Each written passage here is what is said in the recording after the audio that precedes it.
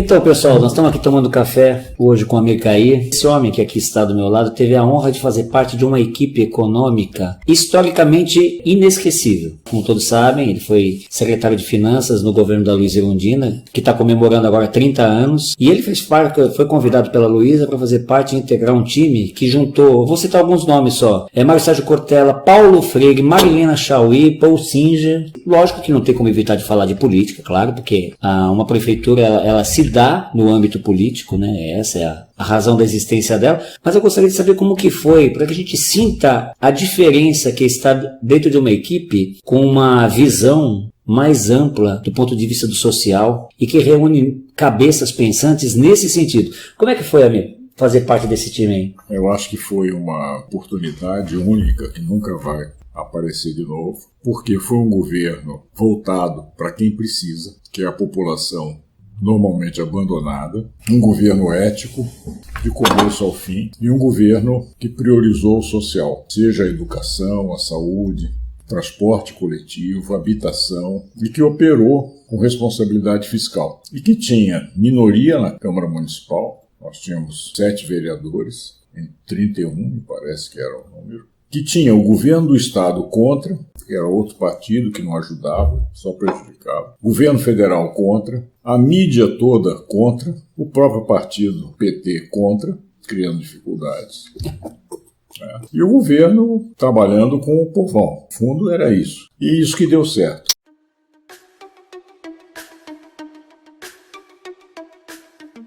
É considerado, hoje, o governo que mais trabalhou pela questão social. Por exemplo, na questão dos hospitais de saúde, a cidade tinha 8 hospitais, total da cidade de São Paulo. Nós construímos 6 hospitais, só que com capacidade bem maior do que os que já existiam. Ou seja, nós mais do que dobramos o número de leitos hospitalares. Fizemos um programa de educação maravilhoso com Paulo Freire.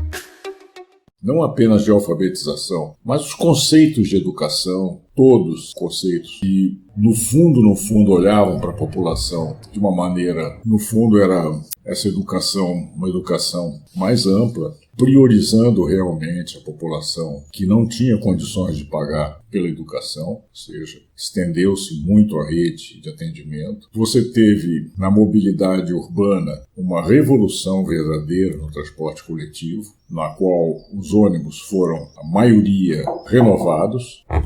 Mobilidade urbana, realmente existem pesquisas de opinião com os usuários do transporte. Nunca tiveram uma avaliação tão boa quanto naquela época. E o governo conseguiu funcionar apesar de todas essas dificuldades. Ela concorreu contra o Paulo Maluf, não foi isso? Foi.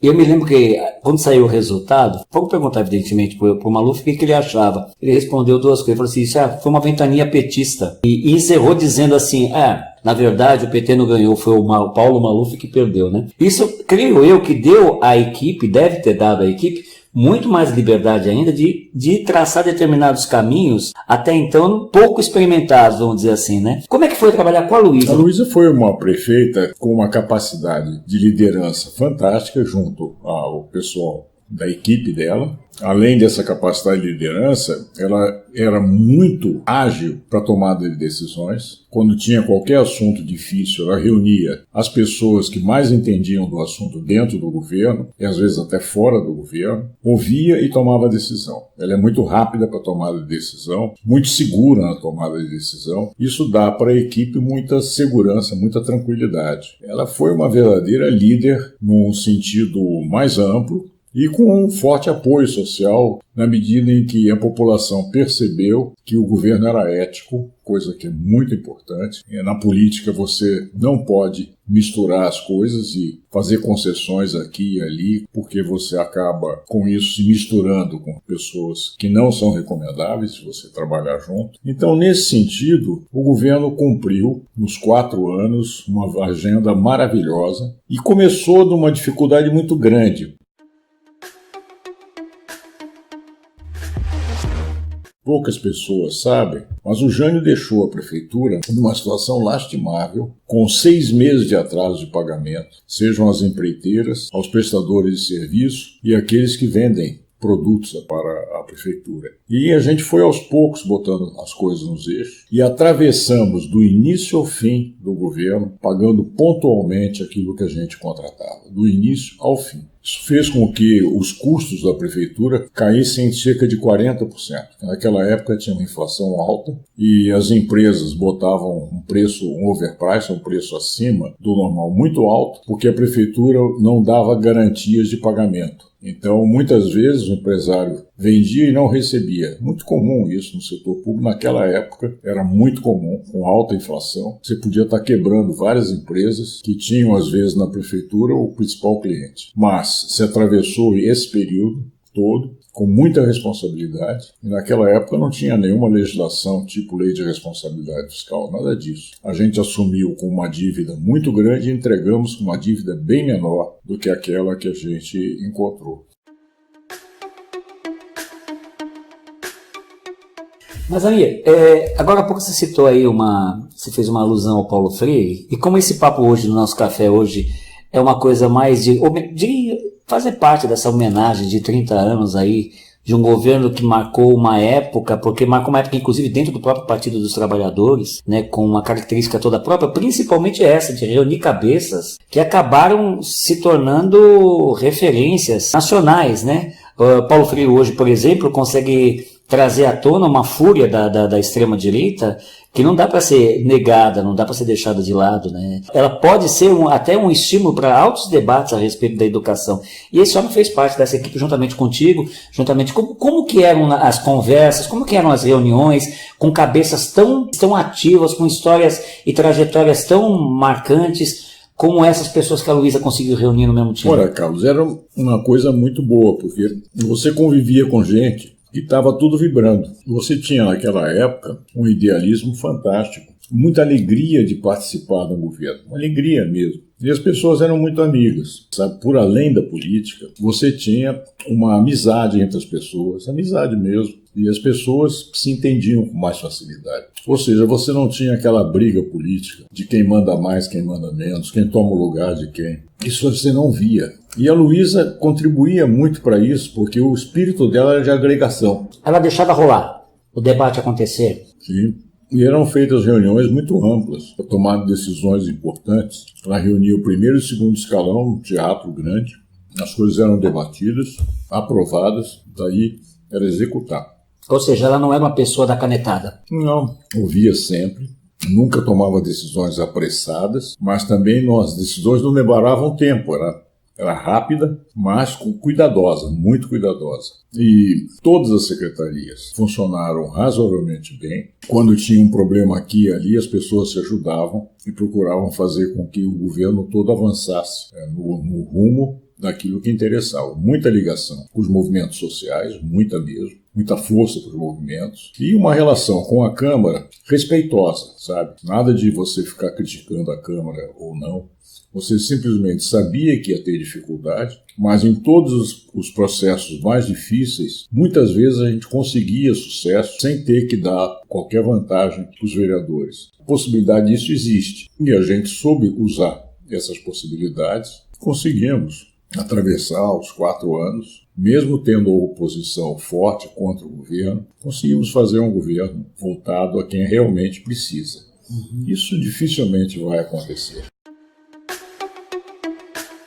Amir, me chamou a atenção agora há pouco que você falou no começo do nosso papo aqui do café. Você falou que a Luísa, o governo Luísa Erundina, né, não contou com o apoio do governo do estado, com o governo federal e, inclusive, dentro do próprio Partido dos Trabalhadores. Em linhas gerais, quais eram os principais pontos de confronto ou conflito com o próprio partido? O seguinte, o partido sempre pensou que ele que devia comandar a prefeitura. E a Luísa sempre falou que ela era prefeita de todas as pessoas de São Paulo. Não era do partido. Partido e dos outros que não são do partido. Mas isso, naquela ocasião, o PT não achava isso. E mais, a origem da Luísa para chegar a ser prefeita contrariou a direção do partido na época. Por quê? Porque naquela época o PT escolhia quem teria o direito de disputar a prefeitura através de uma votação interna consultando todos os seus filiados. E quando a Luísa disputou essa possibilidade de ser escolhida candidata do partido, a gente chamava de prévias, foi o Plínio de Arruda Sampaio.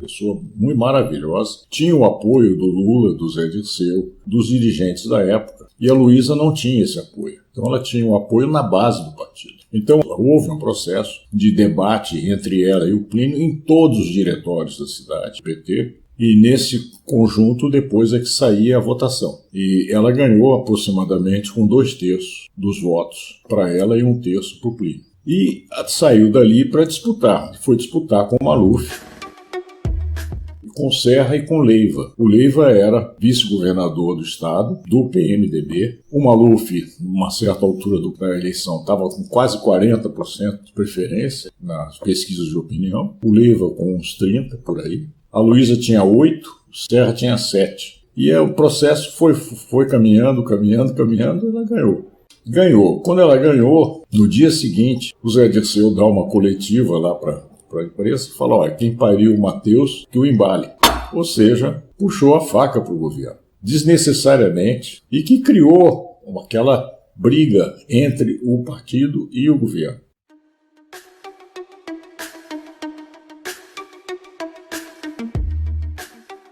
Mas só que a Luísa foi muito hábil, ela não rompeu com o partido, mas também não deixou o comando da prefeitura na mão do partido. Ao contrário, ela abriu espaço para discussão política com o partido. Existia fórum adequado para essa discussão, mas as decisões eram dela. E aí sim o partido aos poucos foi percebendo a sua posição e a posição da prefeitura. E isso ajudou na interlocução mais à frente com o partido. Mas o começo foi muito difícil. Houve uma avaliação no final do primeiro ano do governo, que foi no ano de 1990.